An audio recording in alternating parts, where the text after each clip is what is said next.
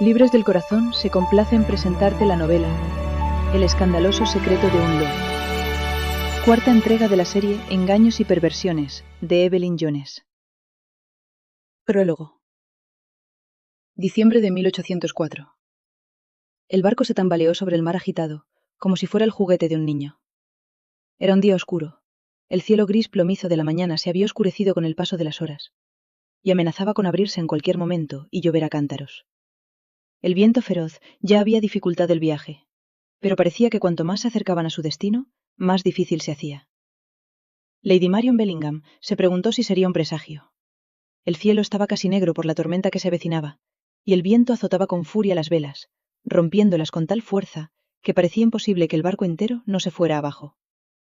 El aire rasgaba la tela de su falda y tiraba de su pelo, cuidadosamente recogido, hasta que unos largos mechones se escaparon y bailaron alrededor de su cara. Lady Marion reprimió un gemido cuando se apoderó de ella otra oleada de náuseas. Habían huido de Francia tras el plan del vil emperador de invadir Inglaterra con su banda de malhechores. Había sido una catástrofe tras otra. Todos habían enfermado durante el viaje, incluso los marineros más experimentados. Algunos murmuraban que no era mareo, sino veneno, y ella se preguntó si sería cierto. Había sido un ejercicio de desdicha desde el momento en que embarcaron. Pero no era solo eso. Una voz traidora susurraba en su mente. Lo echaba de menos. A pesar de todo lo que había aprendido, a pesar de conocer la dolorosa verdad sobre él, seguía añorándolo. El contacto de su mano con la suya, la forma en que la había besado como si estuviera hambriento del sabor de sus labios. Aquellos recuerdos la perseguían, e imaginaba que lo harían durante el resto de su vida. Nada estaría a la altura de la alegría que había sentido con él, ni de la angustia que sintió cuando descubrió que todo era una mentira. El barco volvió a cabecear con una ola enorme. Se agarró a la barandilla y luchó por mantenerse en pie. Permanecer arriba y observar la tormenta era arriesgar la vida y la integridad física. Pero bajar y permitir que la horrible enfermedad la invadiera, una vez más, estaba fuera de su alcance. «Esto es interminable», dijo jadeando. «Pronto estaremos en casa y dejaremos atrás toda esta tontería», dijo Lord Bellingham. Se había acercado por detrás, y ella no lo había oído hasta que lo tuvo encima, debido al viento embravecido y al crujido del barco. A Marion se le revolvió el estómago por otro motivo. Él nunca la dejaría olvidar. Igual que nunca permitiría que se olvidara su indiscreción. Su marido, que antes la adoraba, la miraba de otra manera, como si hubiera sido mancillada más allá de toda redención. Y suponía que eso era bastante cierto. La culpa y la vergüenza serían sus compañeras para siempre.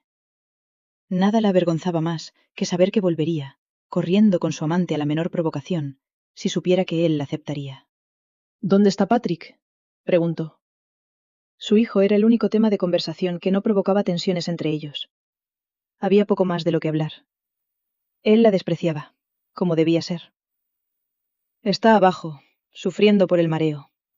Deberíamos llegar a tierra firme en unas horas.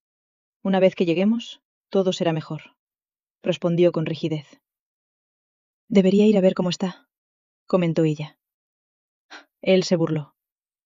«No lo conseguirás sin empezar a vomitar. Quédate aquí al aire libre, y yo iré a ver al chico». Hizo una pausa y se volvió hacia ella. «Ten cuidado, Marion. El mar es vicioso y codicioso». Ella no discutió el punto, ya que la sola idea de apartar la vista del creciente trozo de tierra en el horizonte le revolvía el estómago. Inglaterra. Su advertencia sonó a lo lejos y envió un escalofrío que serpenteó por su espalda. Aquellas palabras no tenían nada que ver con la niebla y el viento frío que soplaba desde las olas. Debería sentirse feliz por regresar a casa, por volver a Ravenhouse y a una vida tranquila con su familia.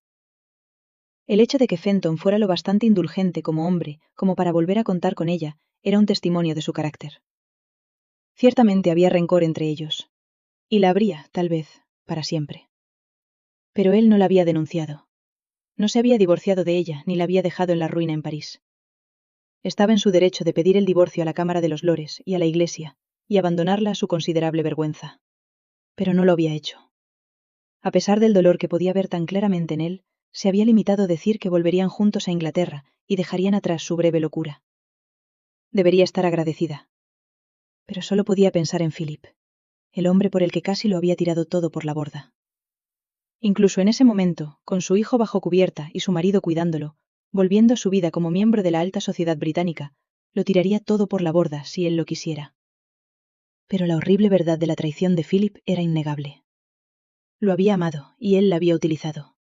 Se había aprovechado de su soledad y de la debilidad de su carácter, que ella nunca había sospechado.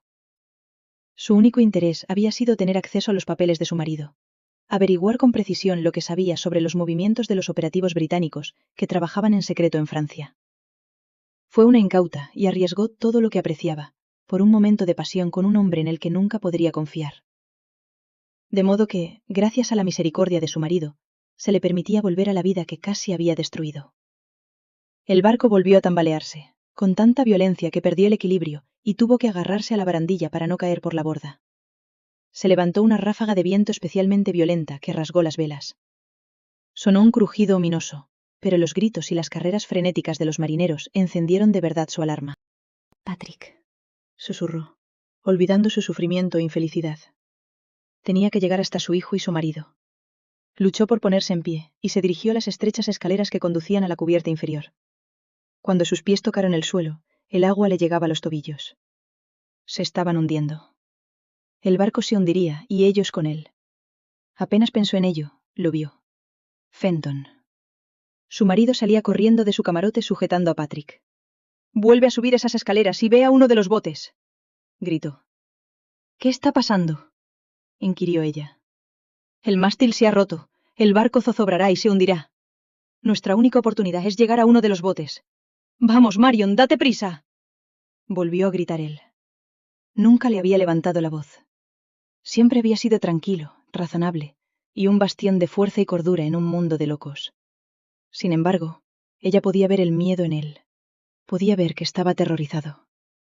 También sabía que su pánico tenía poco que ver con su propia supervivencia, sino con la de ella y la de Patrick.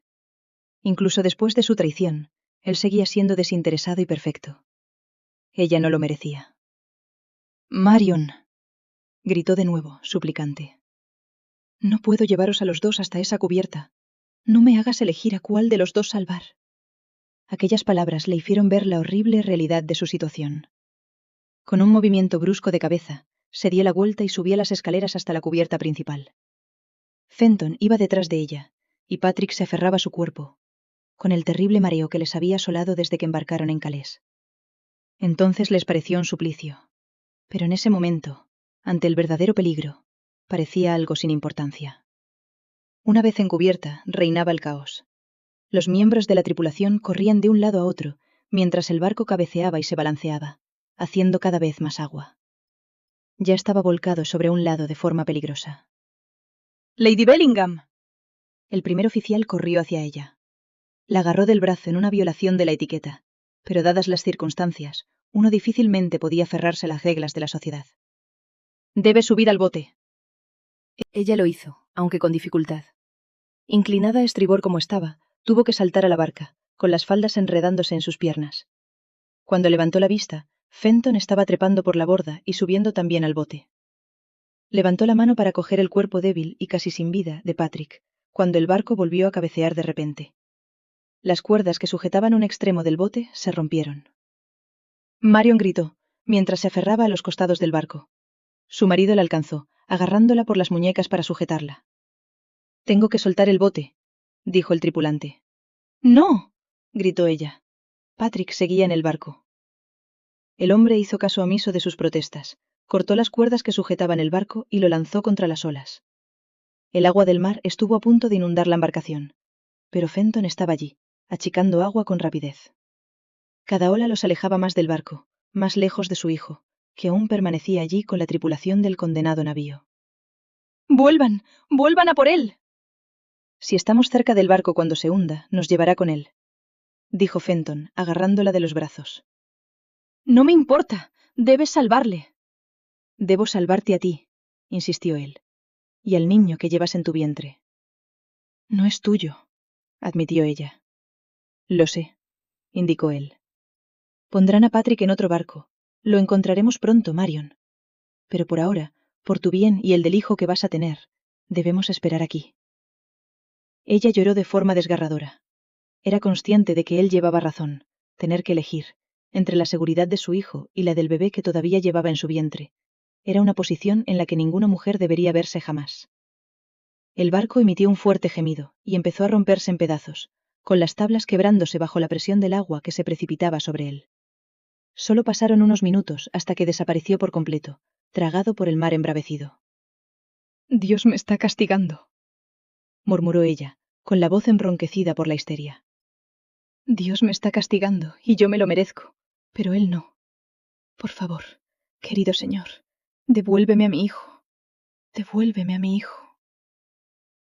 Todavía murmuraba aquella frase en voz baja. Su voz se había debilitado por la tensión horas después, cuando su pequeño bote llegó a tierra. Había otros supervivientes. Había cadáveres en la playa, arrastrados por la furia del mar. Estaban tendidos como trozos de madera a la deriva. Pero todos eran hombres adultos, marineros. No había niños pequeños.